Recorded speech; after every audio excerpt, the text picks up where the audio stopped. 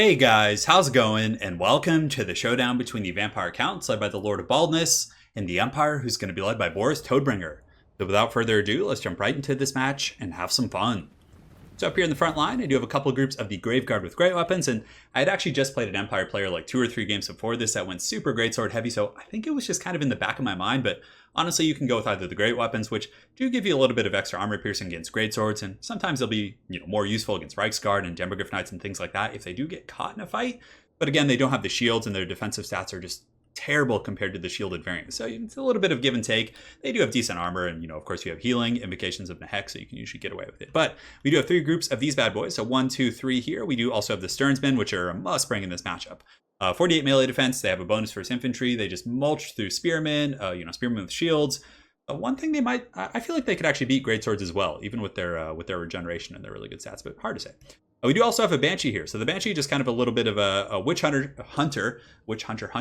I like to use these guys to chase down witch hunters. Sometimes they can like terror route them, and then from there they can chase them off the battlefield. But the witch hunters also do magic damage, so they can give it back. But I just like having one Banshee as utility to, like, if there's like a Boris Toadbringer, or some big powerful lord hunting Manfred, you can have a Banshee to kind of help out in the duelist situation. I don't know if it's an optimal pick, but just kind of experimenting a little bit with it. I do have a lot of fun with those guys.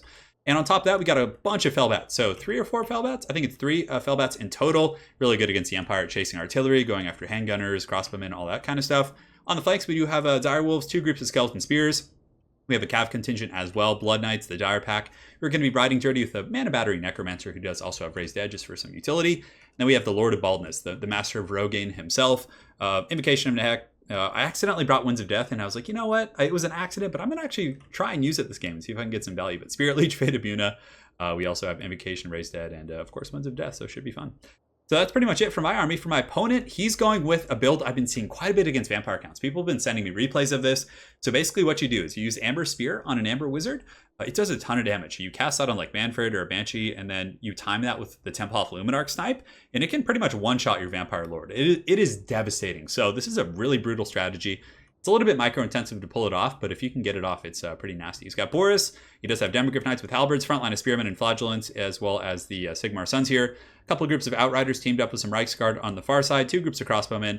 But really, I mean, the meat and potatoes of his army is going to be the Templehoff and the Amber Spear. If he's able to like snipe out Manfred, it is going to be ugly. Regardless, we have a very wide force, definitely very capable of swarming this army here. Our front line is definitely of higher quality. But the Outriders going to give him some good supporting fire against some of my Blood Knights and things like that. And you can see here the Reiksguard are able to chase off my Hound. So I actually thought they were Outriders at first, and I almost charged into them. And I was like, wait a second, those guys are wearing heavy plate.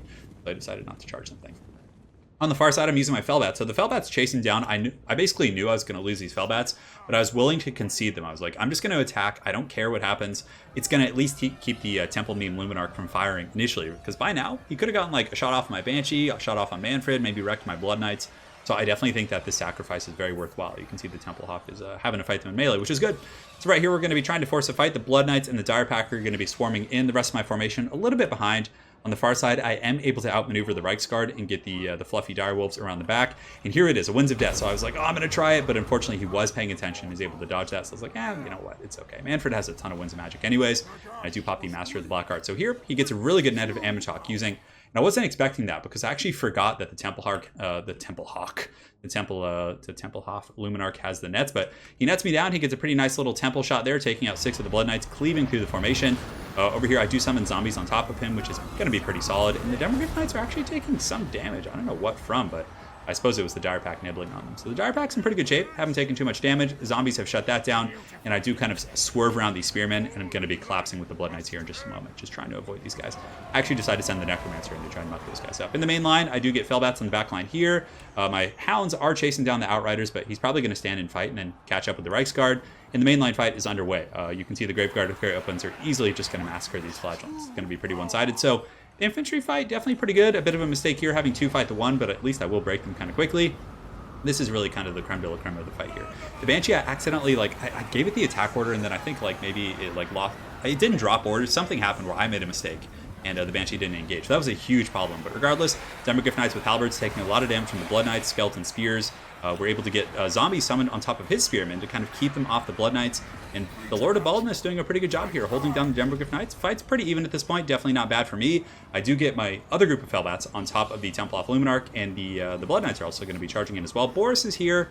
As far as supporting elements, I mean, he has some spears nearby, but yeah, he has a big contingent here. So the Reiksguard are going to charge the Blood Knights. I mean, Blood Knights, yes, do win that one-on-one, but he gets to charge because I was occupied.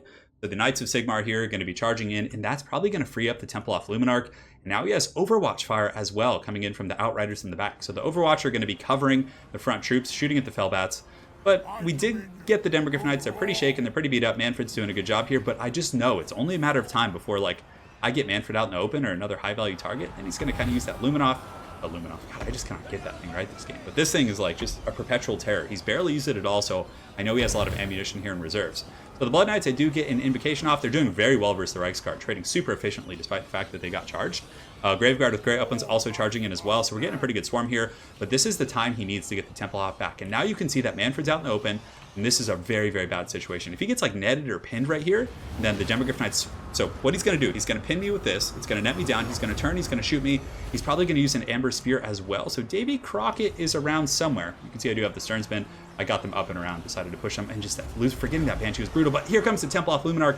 A massive shot right here, just blasting Manfred in the face, just absolutely devastating. And from here, the Amber Spear, I'm pretty sure, if memory serves, he gets one eventually, but he's just kind of shooting me here with the Outriders. Definitely going to get through Manfred's armor. He actually has 110 armor on that steed. That's pretty crazy. We do break the Denver Griffin Knights, so very solid stuff. The Blood Knights are able to kind of peel free, so I'm trying to get them up and around. Here comes another Temple Meme Luminarch, and you can see that Manfred does take that shot, or oh no, there was an Amber Spear. Oh, and Manfred just gets absolutely cleaved, just eviscerated, destroyed, and a couple of his zombies are going to go with him. So beautiful stuff from my opponent. That was just hilarious. When I saw the Amber Spear come in from the side, and on top of that, I was like, oh man, that's just going to be brutal. So the Banshee is going to be chasing in as well. It is slippery. It doesn't really make sense for a Banshee to be slippery. All right, I don't know. Maybe the plasma or ether or whatever they're made of is slippery. We're just kind of charging in with the Sternsmen and zombies and a couple other units. This is a pretty good little catch for me. I get the Necromancer cackling over here. Him and his Blood Knights are able to catch Boris, and this is a good situation. Blood Knights are very good in this environment.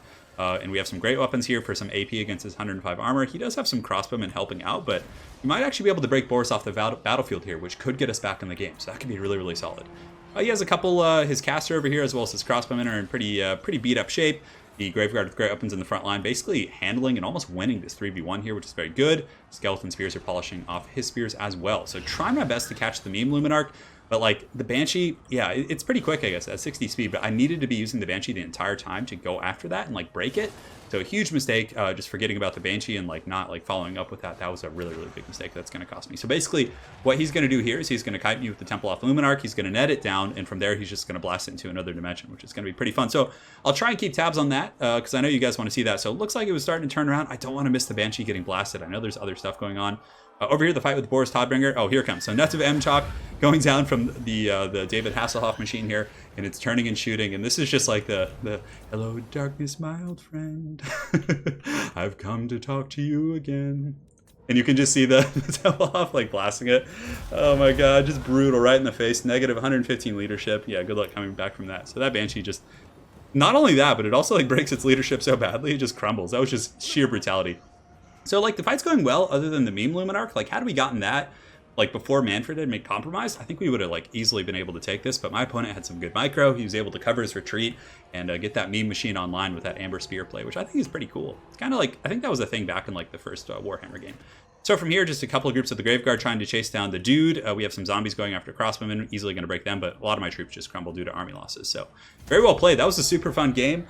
I remember like laughing out loud when Manfred just got like popped off his horse when I was playing that. It was really funny. I had some sloppy play. My army was a little bit disconjointed. My harass in the back line, I would say, wasn't the best. Got a little bit sloppy at several points, and forgetting that Banshee for so long was just rough.